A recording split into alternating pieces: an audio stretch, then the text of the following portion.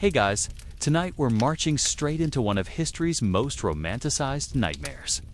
You've seen the paintings, the movies, the grand charges across European battlefields, Napoleon's Grande Armée, the most feared military force in the world, conquering nations and reshaping empires. Glorious, right? Wrong? Dead wrong. Because if you think you'd survive even a single day as one of Napoleon's soldiers, you're about to get a reality check harder than a Russian winter. So, before you get comfortable, take a moment to like the video and subscribe, but only if you genuinely enjoy what I do here. And let me know in the comments where you're tuning in from and what time it is for you. It's always fascinating to see who's joining us from around the world. Now, dim the lights, maybe turn on a fan for that soft background hum. And let's ease into tonight's journey together. Welcome to Napoleon's Army, where glory is a myth, dysentery is your roommate, and your life expectancy just dropped to somewhere between a mayfly and yesterday's bread ration. Let's start with how you even end up in this mess. Forget romantic notions of volunteering for emperor and country. Most likely, you've been conscripted. That's a fancy word for dragged kicking and screaming into military service, whether you like it or not. The levée en masse, France's mass. Conscription system doesn't care about your dreams, your family, or the fact that you've never held anything sharper than a butter knife. You're between 18 and 25. Congratulations, you're now property of the French Republic. Well, technically, the empire now. But Napoleon's not asking for your opinion on politics. Your recruitment process goes something like this. A government official shows up in your village, reads a list of names, and suddenly you're marching away from everything you've ever known. No training period. No, let's see if you're cut out for this. Just a musket, a uniform that probably doesn't fit, and a cheerful try not to die immediately. The lucky ones, and we use that term very loosely, are volunteers. These are usually criminals avoiding prison, debtors escaping creditors, or young. Men who've been listening to too many recruitment speeches about glory and honor. Spoiler alert, there's no glory in dysentery. And honor doesn't stop Grapeshot from turning you into human confetti. But here's the kicker. Even if you somehow wanted to be there, even if you were burning with patriotic fever and dreams of military greatness, none of that matters, because wanting to be a soldier and surviving as one are two completely different things. Napoleon's army chews up eager recruits faster than a mill grinds grain. So there you are, freshly recruited, probably crying for your mother, clutching a weapon you don't know how to use, about to embark on the adventure of a lifetime, which, given the circumstances, might last about as long as a sneeze.ah training. In a modern army, you'd spend months learning how to march, shoot, fight, and survive. In Napoleon's army, your training consists of here's your musket, try two. Point it at the enemy. Good luck. If you're extraordinarily lucky, you might get a few weeks of drill practice. This involves learning to march in formation, which sounds simple until you realize you're doing it while carrying about 60 pounds of equipment, wearing boots that were probably made for someone else's feet, and trying not to trip over your own. Bayonet. Your instructors, assuming you have any, are either grizzled veterans who've seen too much combat and have the patience of a rabid badger, or slightly less new recruits who know maybe 3 days more than you do. They'll teach you the basics. Load your musket without blowing your own face off. March without falling down, and die with dignity. Mostly the dying part. The musket training is particularly optimistic. You'll learn to load, prime, aim, and fire. What they don't tell you is that these Brown Bess or Charleville muskets are smoothbore weapons with the accuracy of a drunk throwing rocks in the dark. At 100 yards, you're more likely to hit the moon than your intended target. But don't worry. The enemy has the same problem. Your drill sergeants will scream at you in French, which is great if you speak French. If you don't, You'll just have to guess whether they're telling you to charge or retreat. Get it wrong, and congratulations, you've just committed either cowardice or suicide. Both are frowned upon.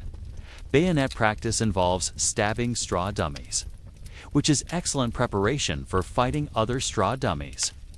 Real enemies, unfortunately, tend to move, shoot back, and have an annoying habit of not standing still while you try to stab them. And that's it. That's your training. A few weeks of marching, some musket practice, and a prayer that you'll figure out the rest as you go. Modern boot camps last months and still don't fully prepare soldiers for combat. You're getting the express course. Point musket at enemy, pull trigger, hope for the best. But here's the real kicker. Most of Napoleon's soldiers never received even this minimal training.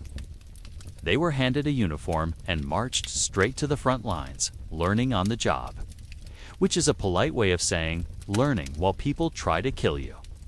Let's talk about your gear, and by gear, we mean the collection of barely functional items that are supposed to keep you alive, but will probably just slow you down while you die. First, your uniform. It's blue because Napoleon liked blue, and it's made from wool that feels like it was woven from angry sheep. In summer, it's a portable sauna. In winter, it's about as warm as a spider web. The jacket looks impressive in paintings, but offers all the protection of a harsh glare. Against musket balls and bayonets, your boots, assuming you get boots, were made by the lowest bidder using leather from cows that probably died of old age. They'll fit poorly, fall apart quickly, and give you blisters that could have their own postal codes. Many soldiers ended up barefoot, wrapping their feet in rags and hoping for the best. Nothing says elite fighting force like marching across Europe with no shoes, now your musket. This is your best friend, your lifeline, your only chance of survival. It's also a temperamental piece of 18th century technology that requires more maintenance than a spoiled aristocrat. The Brown Bess or Charleville musket is a smoothbore, single-shot weapon that takes about 20 seconds to reload if you're fast. And not being shot at, under combat stress, it takes longer, much longer. The musket fires a large lead ball that can certainly kill someone, assuming you can hit them. The effective range is about 50 yards, which means you need to get close enough to see the color of your enemy's eyes before you can reliably shoot them. This proximity issue becomes problematic when they're also shooting at you. Your ammunition consists of paper cartridges filled with gunpowder and a musket ball. To load, you bite open the cartridge, pour the powder down the barrel, stuff the paper and ball down with a ramrod, prime the flash pan, cock the hammer, aim, and fire. In the rain, none of this works because wet gunpowder is about as useful as wet matches. Your bayonet attaches to the end of your musket, turning it into a very unwieldy spear. It's great for charging dramatically across battlefields, less great for actually fighting, since most bayonet charges ended with one side running away before contact. Hand-to-hand bayonet combat was rare because it was essentially a death sentence for everyone involved. Then there's your pack. It's containing everything you own in the world. Spare clothing, rations, ammunition, personal items, and whatever you've looted along the way. It weighs about 60 pounds when fully loaded, which is roughly equivalent to carrying a medium-sized person on your back while trying to fight for your life. Your protective gear consists of absolutely nothing. No helmet, no armor, no shield. Just wool clothing and desperate hope. Cannonballs, grape shot, musket balls, and bayonets will go through you like you're not even there. Because, functionally, you're not. Now, let's meet your new best friends. The men you'll be fighting, marching, and probably dying alongside. Spoiler alert, they're not exactly the cream of French society. Napoleon's Grande Armée was built on conscription, which means you're surrounded by people who really don't want to be there. Your tent mates include farmers who've never been more than 10 miles from their village, city criminals avoiding prison time, debtors escaping creditors, and the occasional genuine volunteer who still believes in glory and honor. He'll learn better soon enough. Many of your fellow soldiers can't read, write, or even speak proper French. France in Napoleon's time was a patchwork of regional dialects and languages. Your sergeant might be shouting orders in French while half the company speaks Breton, Provençal, or Alsatian. Military coordination becomes a game of deadly charades. The career soldiers, the ones who've been doing this for years, fall into two categories: the grizzled veterans who've survived multiple campaigns through a combination of skill and luck, and the broken men who've seen too much and cope through alcohol, brutality, or complete emotional shutdown. Neither group is particularly welcoming to new recruits. Discipline is maintained through fear. Flogging is common for minor infractions. Execution is the penalty for desertion, cowardice, or just annoying the wrong officer on the wrong day. Your fellow soldiers aren't just your comrades. They're potential witnesses to your theft is rampant because everyone is starving and undersupplied. Your possessions, your food, your ammunition, even your boots are all potential targets for desperate men. Trust no one. Sleep with one eye open and never leave anything valuable unguarded, which is difficult when you own nothing valuable except your weapon, which you're not allowed to leave unguarded anyway.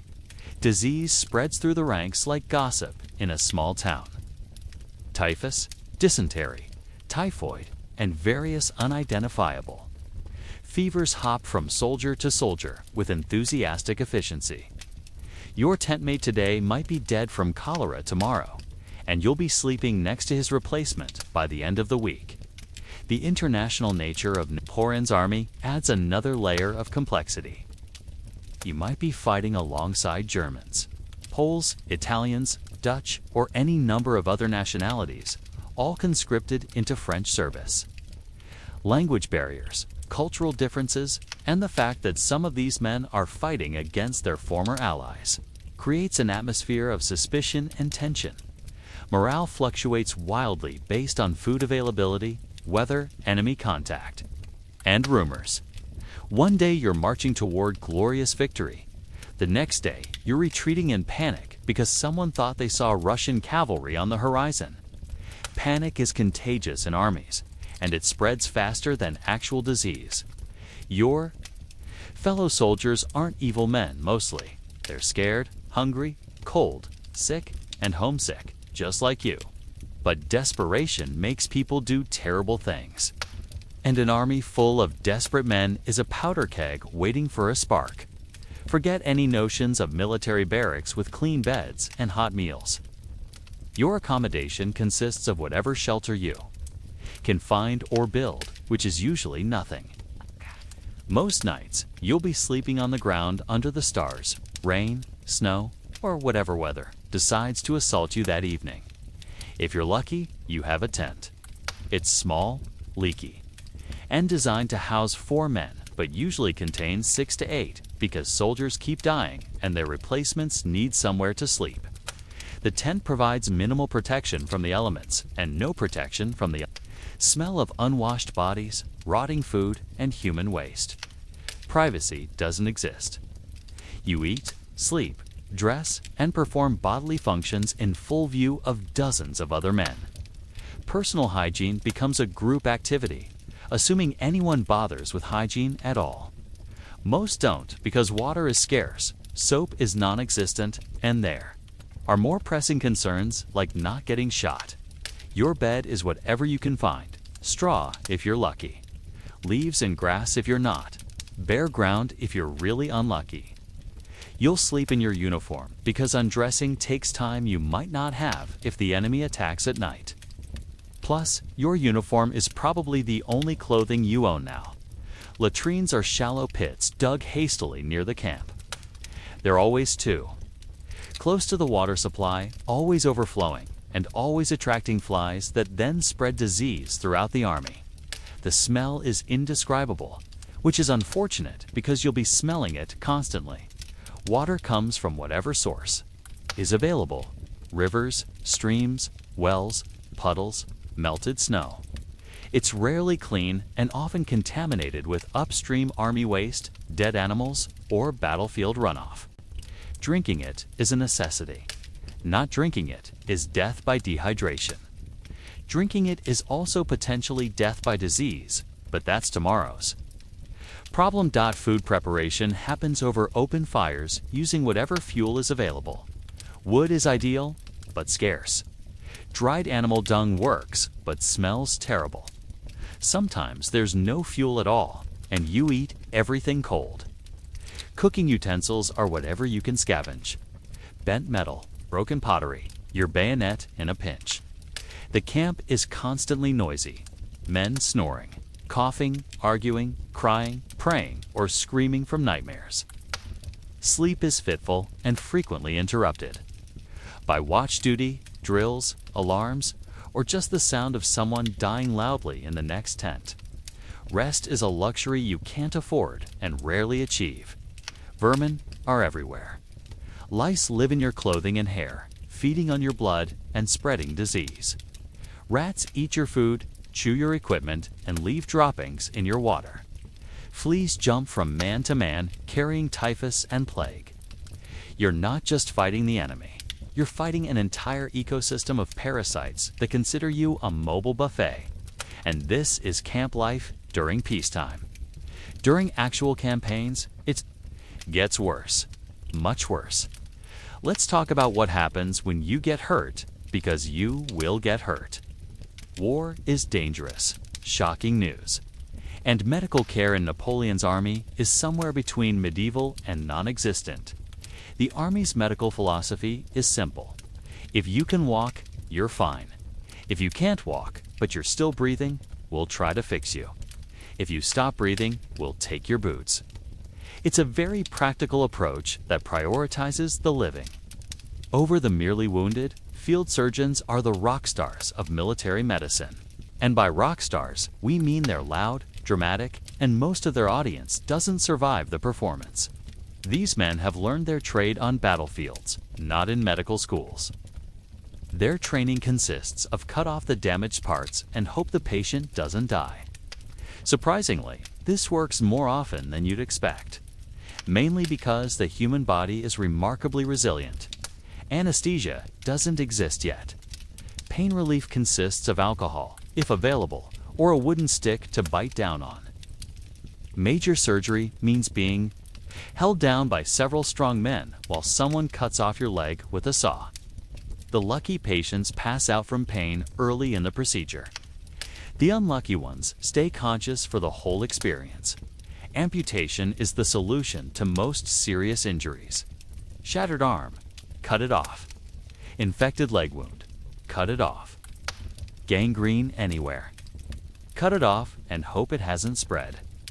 Army surgeons can remove a limb in under 5 minutes, which is impressive until you realize that speed is necessary. Because patients tend to die from shock if you take too long. Antiseptics are unknown. Instruments are cleaned by wiping them. On already bloody aprons, the same saw that removed your tent mate's leg will be used on you, complete with any infections he might have been carrying. Cross-contamination isn't a concern because no one knows what cross-contamination is. Battlefield. Medicine involves quick triage. Those who will definitely die are left to die. Those who might survive get basic treatment, and those who will probably live are ignored until later. If you're wounded but conscious, you're expected to help treat other wounded soldiers. It's very much a do-it-yourself medical system. Common treatments include bloodletting for almost everything, purging for digestive issues, and prayer for everything else. Mercury is used to treat syphilis, which is widespread in the army. The mercury treatment is often worse than the disease, causing teeth to fall out, hair loss, and mental deterioration. But hey, at least you don't have syphilis anymore. Maybe infection is the real killer. A minor wound that would heal easily today becomes a death sentence when treated with dirty instruments and unwashed hands. Gangrene spreads quickly in the unsanitary conditions of army life. Fever from infected wounds claims more soldiers than enemy action. Hospital conditions are worse than battlefield conditions. Wounded men are packed into whatever buildings are available: churches, barns, private homes. Multiple patients share beds, spreading infection and disease. The smell of rotting flesh, vomit, and human waste is overwhelming. Many patients prefer to die outside rather than in the hospitals. Medicine is a mixture of folk remedies, superstition, and desperate experimentation. Moss is used to pack wounds. Urine is considered a sterile cleaning agent. Spider webs are applied to cuts. Some of these treatments actually work, mostly by accident. If you survive your injuries and treatment, you'll be returned to duty as soon as possible, missing a hand. You can still march, lost a foot. Here's a crutch, half blind from infection. You can still hold a musket. The Army needs bodies, and partially functional bodies are better than no bodies at all. Now we come to the actual fighting, the part where you discover that war bears no resemblance to the paintings or stories. Battle is controlled chaos at best, complete pandemonium at worst, and absolutely terrifying all the time. Your first battle starts hours before you see the enemy. You wake before dawn, form ranks in the dark, and march toward the sound of distant guns. Your stomach is empty because breakfast wasn't available, or you were too nervous to eat, or you vomited it up from fear. This is normal. Even veterans throw up before battles. The approach to combat is a lesson in sensory overload. The ground shakes from artillery. Smoke obscures everything beyond 30 feet. The noise is indescribable. Cannons booming, muskets cracking, men screaming, horses dying, drums beating orders that no one can hear. You can't think, can't communicate, can barely breathe in the thick, acrid smoke. Your musket, that faithful companion, becomes almost useless in actual combat. Loading takes 20 seconds under ideal conditions. Combat conditions are never ideal. Your hands shake, you drop ammunition, you forget steps in the loading process. You prime the pan with nervous sweat instead of gunpowder. Meanwhile, people are shooting at you. Aimed fire is impossible in the smoke and chaos. You point your musket in the general direction of the enemy and pull the trigger, hoping to hit something. Most shots miss. At 50 yards, even aimed musket fire hits the target only about half the time. In battle conditions, with smoke and fear and chaos, accuracy drops to almost nothing. Artillery is the real killer. Cannons fire solid shot that bounces along the ground. Officers try to maintain control through shouted orders, but no one can hear anything over the noise. Commands are passed through drummers and flag signals, but drums get shot and flag bearers die. Eventually, combat becomes a series of individual pre-wall survival decisions made by terrified men with no information. The battle might last hours or all day. Time becomes meaningless. You load, fire, move, take cover, reload, repeat, all while people around you die in increasingly horrible ways. You step over bodies, slip in blood, and try not to look too closely at the faces of the dead. Victory and defeat often look the same to individual soldiers. You know the battle is over when someone tells you to stop shooting, assuming you're still alive to hear them. Sometimes you win, sometimes you lose, sometimes it's unclear. Either way, the field is covered with bodies. Yours might be among them. And tomorrow, there might be another battle. If you survive your first fight, congratulations. You're now a veteran. You've learned that war is nothing like you expected. That courage is mostly just being too terrified to run, and that luck is more important than skill. You've also learned that surviving one battle doesn't mean you'll survive the next one. Here's something they don't tell you about Napoleon's campaigns. The weather is actively trying to kill you. Every season brings new and creative ways to die that have nothing to do with enemy action. Summer campaigns seem ideal until you're marching across dusty plains in wool uniforms, carrying 60 pounds of equipment with no water sources for miles. Heat exhaustion drops men like flies. Sunstroke turns brains to mush. Dehydration kills faster than musket balls and hurts more. You sweat constantly, losing salt and water you can't replace until you collapse and are left behind for dead. The dust is inescapable. It gets in your eyes, your mouth, your lungs, your food, your water, your musket. Everything you own becomes coated in gritty, choking dust that tastes like dirt and misery. Respiratory infections spread through the ranks as men cough up mud and blood. Rain turns the world into a nightmare of mud and misery. Roads become impassable swamps. Equipment rusts and rots. Your musket won't fire because the powder is wet. Your feet develop trench foot from standing in water-filled boots. Everything you own is soaked, heavy, and moldy. But winter is special.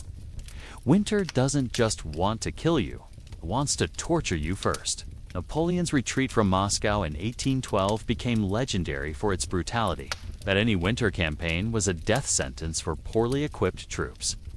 The cold doesn't just make you uncomfortable, it kills you in stages. First, you lose feeling in your fingers and toes. Then frostbite sets in, turning flesh black and dead.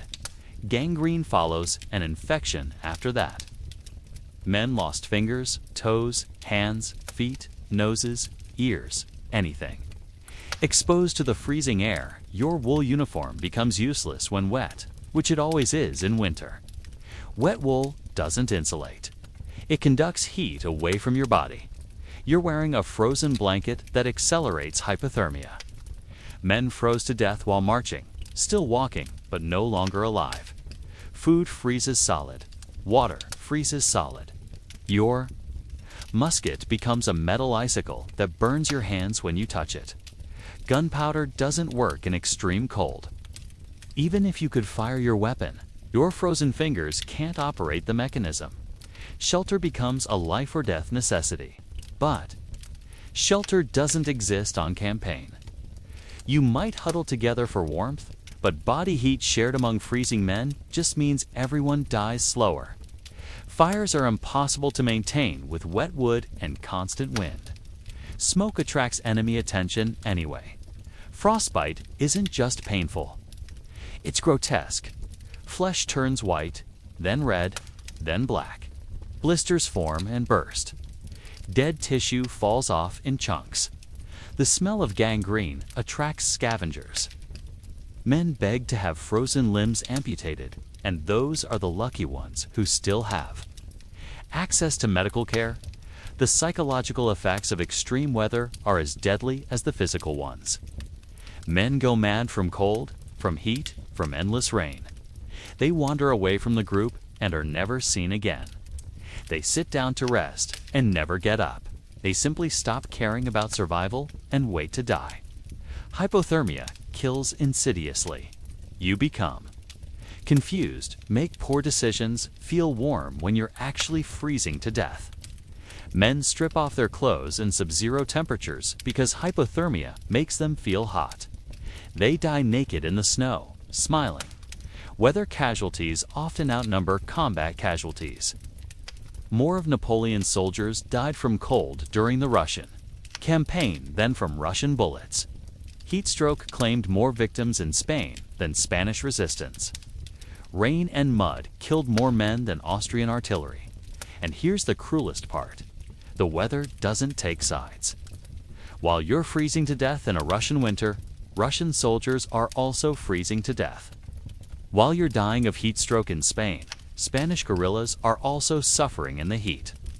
The weather is an equal opportunity killer, and it's very, very good at its job. Let's talk about the men who are supposed to lead you to victory, assuming they can find you on a map and remember your name.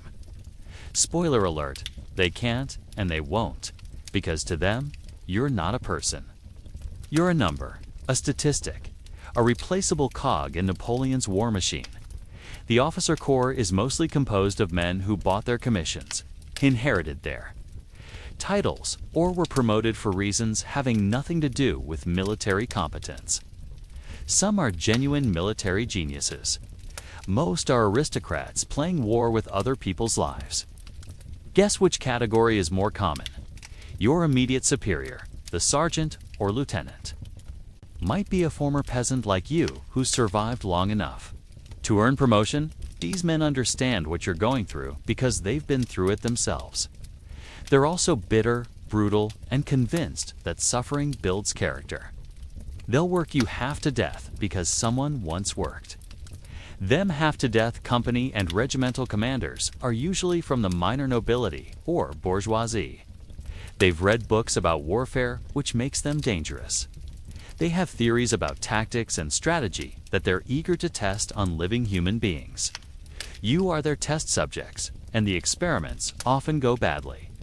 The general staff lives in a different world entirely. They sleep in commandeered mansions, eat well-prepared meals, and plan battles from comfortable headquarters miles behind the lines. To them, moving an army is like moving pieces on a chessboard. If you die, they'll just move another piece into your square. Communication between officers and enlisted men is deliberately limited. Officers speak to sergeants, sergeants speak to corporals, corporals speak to you. Orders filter down through this chain, getting distorted and confused at each level. By the time you receive instructions, they might bear no resemblance to what was actually intended. Discipline is maintained through fear and brutality. Officers have the legal right to beat, flog, or execute soldiers for a wide range of offenses. Talking back, falling behind, losing equipment, showing cowardice, or just having bad luck can result in severe punishment. Justice is swift, arbitrary, and usually unfair. Your officers are also incompetent in ways that will get you killed.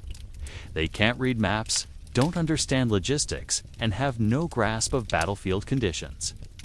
They'll order you to attack fortified EA positions with muskets, march you into swamps, or position you where enemy artillery can demolish you at leisure. The class divide between officers and enlisted men is absolute. You don't speak unless spoken to. You don't question orders, and you certainly don't offer suggestions. Officers are gentlemen. You are cannon fodder. This distinction is maintained even when the officers are obviously wrong, and you're obviously right. Favoritism is rampant. Officers promote their friends, protect their relatives, and punish men they dislike. Merit has nothing to do with advancement. Political connections, family background, and personal loyalty matter more than military competence. The best soldiers often remain privates, while incompetent aristocrats become generals. Your officers are also cowards, though they'd never admit it. They position themselves safely behind the lines during battles, claim credit for victories they didn't earn, and blame defeats on the enlisted men. When things go wrong, it's always the fault of poor discipline among the troops, never poor leadership among the officers. Medical care, food distribution, and equipment allocation all depend on officer priorities. Officers eat first, get the best equipment, and receive medical attention when they need it. You get whatever's left over, which is usually nothing. If you complain, you're punished for insubordination. But here's the really infuriating part. Some officers are genuinely competent and caring leaders who understand that their men's lives matter. These officers are rare, treasured by their troops, and usually killed early in their careers because competent leaders take risks to protect their men. The incompetent ones survive by hiding behind their rank and your bodies. Here's the truth. They don't put in the history books. For every soldier who dies in battle, 10 die from disease. The real enemy isn't the Austrian army or the Prussian cavalry. It's typhus, dysentery, typhoid, cholera, and a dozen other microscopic killers that don't care about your courage or your cause. Typhus is the big one, the monster that stalks through army camps like an invisible death god. It's spread by body lice, and since everyone in the army has lice, everyone is vulnerable. It starts with a headache and fever, progresses to delirium and a characteristic rash, and ends with death in about 2 weeks. There's no treatment, no cure, just suffering and waiting to die. The lice that spread typhus live in your clothing, especially in the seams where they lay their eggs. You can't get rid of them because you can't wash your clothes properly. You can't change your clothes regularly, and even if you could, the lice would just jump from other infected soldiers. Everyone itches constantly, and scratching spreads. The lice around dysentery is equally charming. It's caused by contaminated water and food, which describes everything you eat and drink. Your intestines basically liquefy, causing bloody diarrhea, severe dehydration, and excruciating abdominal pain. You can die from dysentery in a matter of days, than many soldiers do. The combination of poor sanitation and crowded conditions creates perfect breeding grounds for disease. Latrines are too close to water sources. Garbage isn't disposed of properly, and human waste contaminates everything. You're living in a petri dish designed to cultivate the deadliest bacteria known to science: typhoid. Fever spreads through contaminated water and food, causing high fever, weakness, and abdominal pain.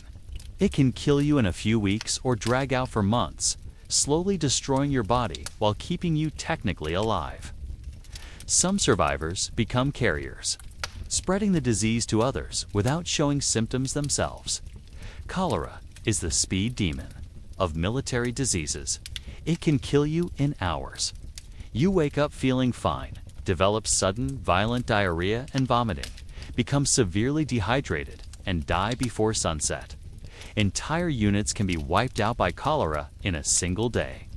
It spreads through contaminated water, which means it spreads everywhere.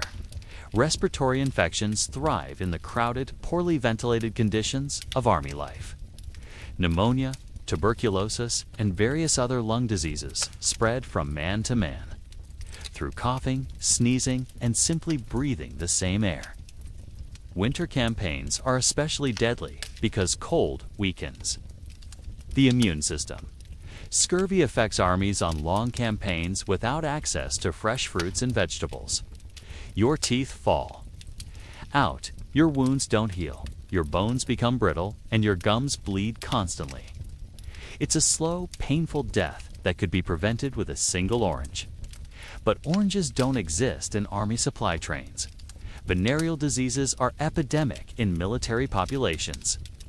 Syphilis and gonorrhea spread through the Army's interactions with prostitutes and local populations. These diseases cause painful urination, open sores, and eventually insanity and death. Treatment with mercury is often worse than the disease itself. Malaria affects armies operating in tropical or swampy regions. The recurring fever, chills, and weakness make soldiers nearly useless for combat. There's no effective treatment, and the disease can recur for years after initial infection. Entire campaigns have been abandoned because malaria incapacitated too many troops. Smallpox is a lottery ticket to hell. If you catch it, you might die horribly within days, or you might survive with permanent scars and possible blindness. There's no way to predict which outcome you'll get. Some armies practiced primitive vaccination, but it was risky and not always effective. The medical response to these diseases ranges from useless to actively harmful.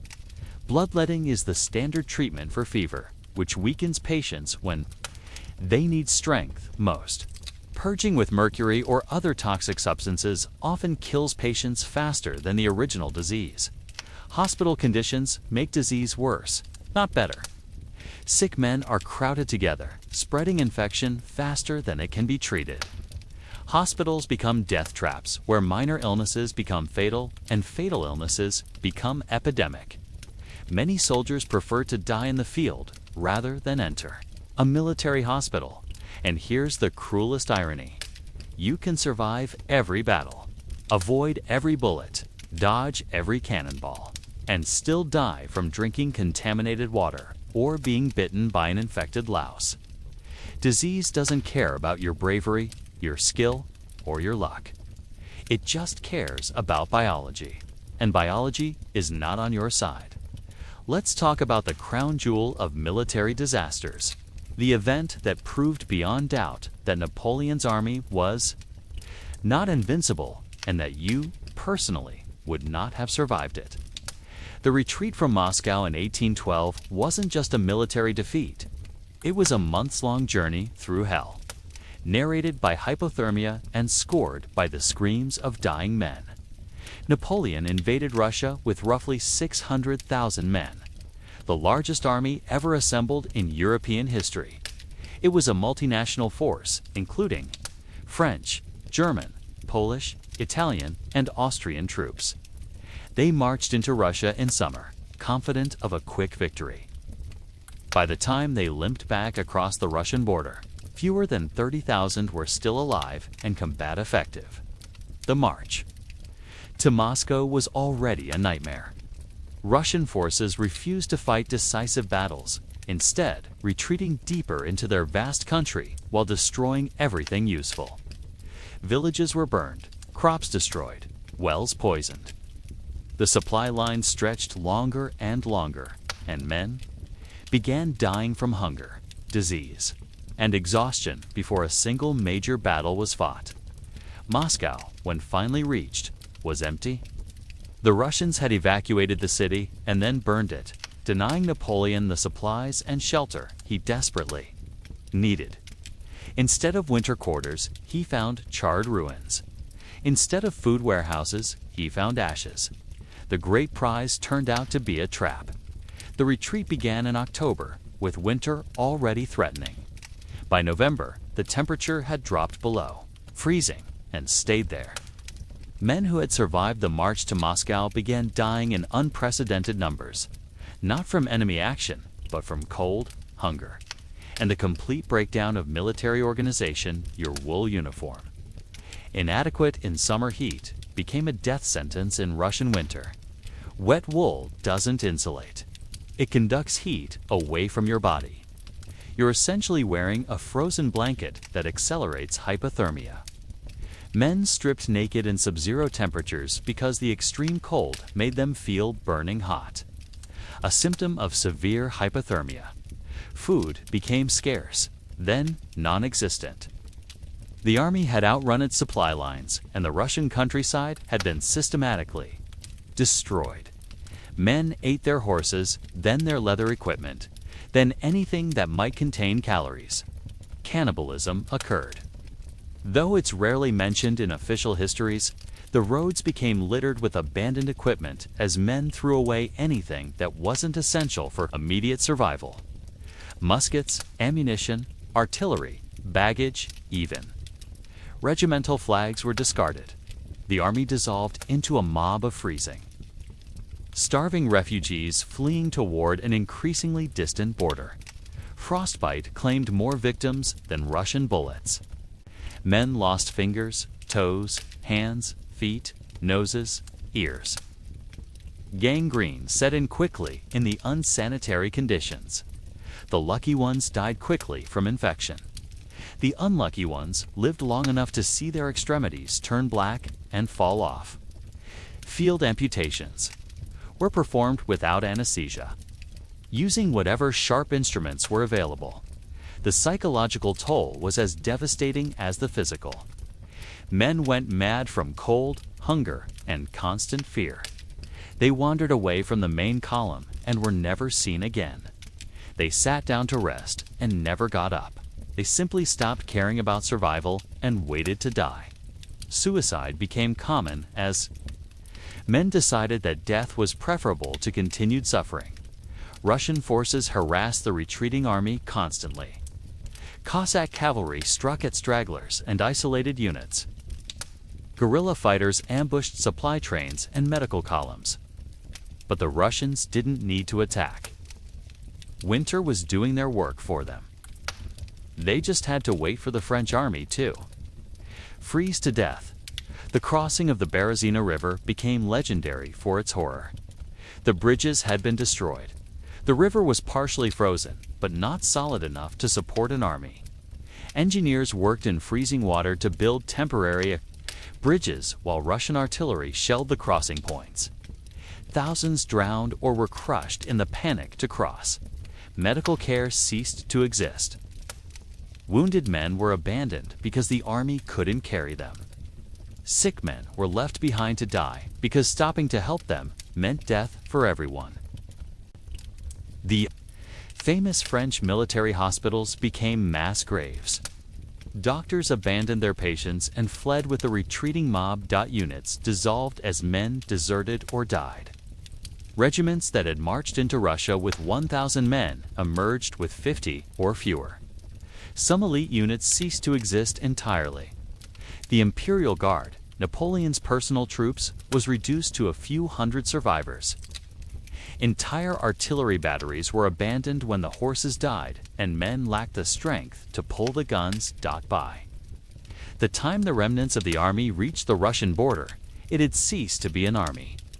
It was a collection of frostbitten, starving, traumatized refugees who had witnessed the complete collapse of what had been the most powerful military force in Europe. Of the 600,000 men who had crossed into Russia, perhaps 120,000 survived the campaign, and most of those were too broken to ever fight again. The retreat from Moscow proved that nature was more powerful than Napoleon. That winter was deadlier than any enemy army, and that human endurance had limits. It also proved that you, personally, would not have survived it. Because if hardened veterans of multiple campaigns died in their thousands, what chance would you have had? First, you're not physically prepared for this. You've never marched 20 miles carrying 60 pounds of equipment. You've never slept on the ground in freezing rain. You've never gone days without food or clean water. Your modern, comfortable lifestyle has not prepared you for the brutal physical demands of 19th century military life. Your immune system is a disaster waiting to happen. You've grown up with antibiotics, vaccines, clean water, and sanitary conditions. Expose you to the disease-ridden environment of Napoleon's army, and you'll be dead from typhus within a week. Your body has no resistance to the plagues that constantly swept through military camps. You don't know how to use the weapons. A musket isn't a modern rifle. Unreliable piece of 18th century technology that requires skill and practice to operate effectively. You can't just point and shoot. You need to know how to load, prime aim, and fire under combat conditions. You don't, and you won't live long enough to learn. The food will kill you even if the enemy doesn't. You're used to fresh, clean, properly prepared meals. Army rations are moldy bread, spoiled meat, and contaminated water. Your digestive system will rebel violently against this dietary assault, leading to dysentery, malnutrition, and death. You can't handle the violence. You've probably never seen a dead body, let alone watch someone die violently in front of you. The first time you see a cannonball take off someone's head, you'll either vomit uncontrollably or go into shock. Either response will get you killed. On a battlefield where hesitation means death, the psychological pressure will break you. You're not mentally prepared for the constant fear, the uncertainty, the knowledge that you might die at any moment for causes you don't understand. Modern people suffer PTSD from far less traumatic experiences than daily life in Napoleon's army. You don't speak the language. Orders are given in French, and if you don't understand them, you can't follow them. Misunderstanding an order in combat doesn't result in a performance review, results in a court-martial and possible execution for cowardice or insubordination. You're not used to the hierarchy. Military discipline in Napoleon's time was absolute and brutal. You can't question. Orders can't complain about conditions, can't expect fair treatment. The idea that you have rights or that your opinion matters would be laughable to officers who have the legal authority to have you flogged or shot. The weather will destroy you. You've never experienced real cold, real heat, or real hardship. The first winter campaign would kill you through exposure, frostbite, or hypothermia. The first summer campaign would kill you through heat stroke, dehydration, or exhaustion. You're too clean. Your modern hygiene standards are incompatible with Army life. You can't wash regularly, can't change clothes, can't avoid parasites. The lice, fleas, and other vermin that you'll acquire will drive you mad with itching and potentially kill you with disease. You expect medical care. When you get sick or injured, you expect treatment, pain relief, and recovery time. Army medicine offers none of these. You get amputation without anesthesia if you're lucky. Most likely, you get told to walk it off and return to duty. You're not desperate enough. The men who survived in Napoleon's army were driven by desperation, whether for survival, advancement, or simply the lack of better options. You have better options. You have a life to return to, comforts to miss, and reasons to give up. That makes you weak in an environment where only the truly desperate survive. You're not brutal enough. Army life requires a level of callousness and brutality that modern people don't possess. You need to be able to loot corpses, abandon wounded comrades, and commit atrocities against civilian populations. Your moral squeamishness would get you killed or court-martialed. Finally, you don't have the acceptance of death that these men developed. Napoleonic soldiers lived with the daily reality that they would probably die young and violently. They made peace with that fact and continued fighting anyway. You haven't made that peace, and you never could. So no, you wouldn't last a day in Napoleon's army. You'd be dead from disease, exposure, violence, or simple inability to adapt to conditions that would challenge even the most hardened modern soldier. And that's okay, because the men who did survive were products of a brutal time that demanded brutal people. The Grande Armée was many things: glorious, terrible, efficient, doomed. But it was never easy, never comfortable, and never kind too. The weak, it chewed up peasants and spat out corpses, and you would have been just another body on the frozen roads of Russia, or the muddy fields of Waterloo.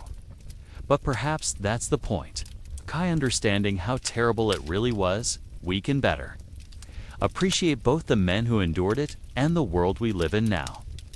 Because for all our problems, at least we don't have to march 20 miles through Russian snow carrying a rusty musket and hoping the dysentery doesn't kill us before the enemy gets a chance. That's something to be grateful for, at least until someone invents time travel and you get the chance to prove me wrong. Spoiler alert, you won't.